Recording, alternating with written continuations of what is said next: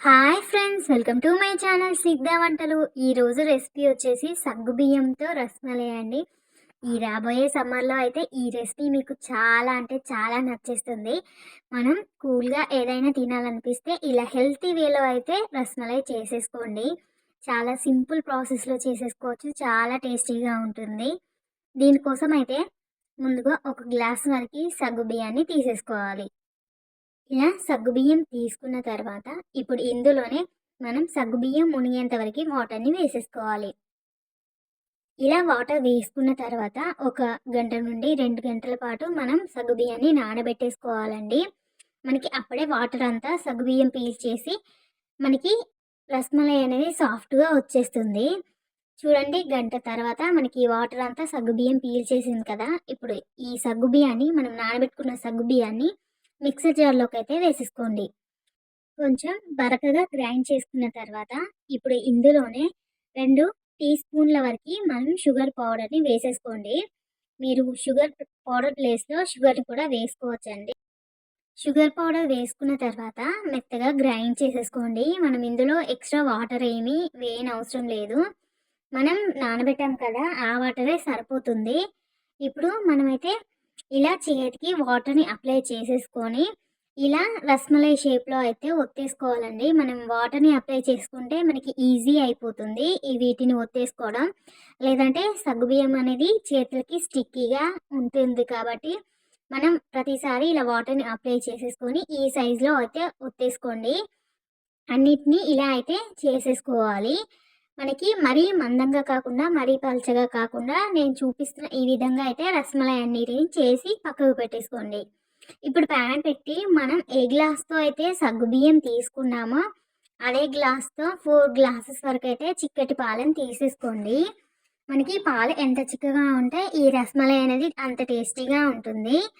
4 గ్లాసుల వరకు అయితే ఇలా పాలను తీసేసుకోవాలండి. పాలు అనేది బాగా మరగనవసరం లేదు. జస్ట్ మనకి ఒక పొంగు వచ్చేంత వరకు మనం పాలని కాగబెట్టుకుంటే సరిపోతుంది. ఇలా మనకి పాలు అనేది ఒక పొంగు వచ్చిన తర్వాత మనం ముందుగా చేసి పెట్టుకున్న రసమలైలని పాలలోకి అయితే వేసేసుకోవాలండి. ఇప్పుడు ఈ పాలని ఒక 10 నిమిషాల పాటు మరిగించుకోండి. ఈలోపు ఒక బౌల్ తీసేసుకొని 2 టేబుల్ స్పూన్ల వరకు మనం కస్టర్డ్ పౌడర్ని అయితే వేసేసుకోవాలి. ఇప్పుడు పావు కప్పు పాలను వేసేసుకొని మిక్స్ చేసేసుకోండి. ఉండలు అనేది ఏమీ లేకుండా కలిపి పక్కకు పెట్టేసుకోండి. మనకి 10 నిమిషాలు పాలు మరిగించుకుంటే మనం వేసుకున్న రస్మలై అనేది పైకి తేలుతూ వస్తుందండి. మనకి పాలు అనేది చక్కగా మరిగిపోయాయి. ఇప్పుడు ఇందులోనే 2 టేబుల్ స్పూన్ల వరకు పంచదారని వేసేసుకోండి.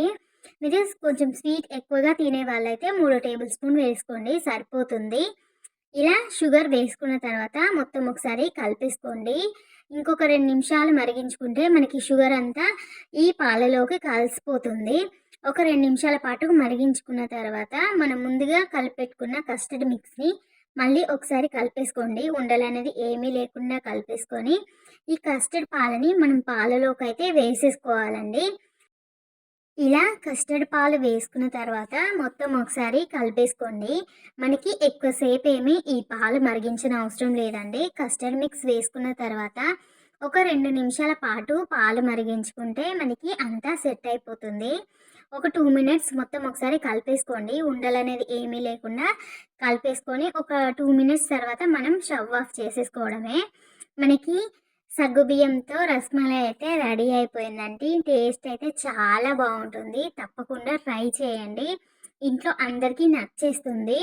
నేనైతే ఫైనల్గా బాదాంని ఇలా చాప్ చేసి వేసుకున్నాను.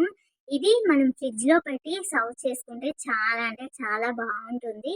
ఈ సమ్మర్లో అయితే మనకి ఈ రెసిపీ చాలా నచ్చేస్తుందండి. తప్పకుండా ట్రై చేయండి.